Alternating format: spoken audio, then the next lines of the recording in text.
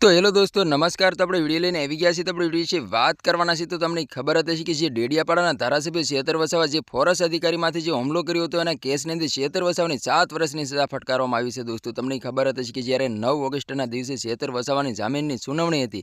સુનાવણી 2 થી 2.5 કલાક ચાલી હતી, પરંતુ શેતર વસાવાને જામીન નામંજૂર કરી દેવામાં આવ્યા હતા અને તારીખ ઉપર તારીખ આપી દેવામાં આવી રહી છે શેતર વસાવાને, પરંતુ શેતર વસાવા જેલની બહાર આવી રહ્યા નથી। દોસ્તો તમને ખબર હતી કે અત્યારે આદિવાસી સમાજની મુસ્લિમ સમાજ શેતર વસાવાના સપોર્ટની અંદર मैदान अंदर उतरी गया है। खुले आम नारा लगा रहा है कि सेतोबा તમે आगे बढ़ो, हम तुम्हारी साथ है, जेल का ताला टूटेगा, शेतर वसावा छूटेगा। नारा पण लागी रहा है कि एक शेतर वसावा पूर्या तो शू फेर पड़ी गयो। शेतर वसावा पाछळ तो हजारों शेतर वसावा जेल में जवा तैयार है। दोस्तों तो तमने खबर हती कि शेतर वसावानी नानी उंमर में एवडું મોટું नाम है कि बात ज ना पूछो। दोस्तों आखा गुजरात अंदर चालता हो तो एक ज चाले शेतरभाई सारे एवा नारा पण लागता होय छे। दोस्तों तो आदिवासी समाजे कर्यो मोटो खुलासो।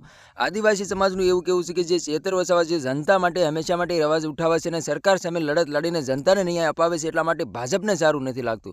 ભાજપ શેતર વસાવાને ફસાવીને વારંવાર જેલના હવાલે કરી રહી છે, કારણ કે શેતર વસાવાને ભાજપ તરફથી ઘણી બધી ઓફરો મળી હતી કે તમે આમ આદમી પાર્ટીમાંથી રાજીનામું આપીને ભાજપમાં જોડાઈ જાઓ, પરંતુ શેતર વસાવા ઝૂક્યા નહોતા। એટલા માટે શેતર વસાવાને ભાજપ ફસાવીને જેલના હવાલે કરી રહી છે અને અત્યારે હાલ સોશિયલ મીડિયા પર નવા ખુલાસાઓ થઈ રહ્યા છે। એમાં એવું બતાવવામાં આવી રહ્યું છે કે જે રાજુ કરપડા આમ આદમી પાર્ટીમાં હતા અને ખેડૂત લોકો માટે ઘણું બધું આંદોલન પણ કર્યું હતું અને ખેડૂત લોકો અને રાજુ કરપડાને જેલના હવાલે કરી દેવામાં આવ્યા હતા। ત્યાર પછી રાજુ કરપડા જેલની બહાર આવતા તે આમ આદમી પાર્ટીમાંથી રાજીનામું આપીને ભાજપમાં જોડાઈ ગયા છે। જેટલા કેસો રાજુ કરપડા માથે હતા બધા સોલ્વ થઈ ગયા હતા। તેવી રીતે જો શેતર વસાવા આમ આદમી પાર્ટીમાંથી રાજીનામું આપીને ભાજપમાં જોડાઈ જાય તો જેટલા શેતર વસાવા માથે જેટલા કેસો છે, જેટલા ગુનાઓ છે, બધા સોલ્વ થઈ જાય અને ભાજપમાં જોડાતા તે શેતર વસાવા રાતોરાત જેલની બહાર પણ આવી જાય। પરંતુ શેતર વસાવા ઝૂક્યા નથી ને ઝૂકવાના પણ નથી। શેતર વસાવાની પણ એક ક્લિપ સોશિયલ મીડિયા પર ખૂબ જ વાયરલ થઈ રહી છે।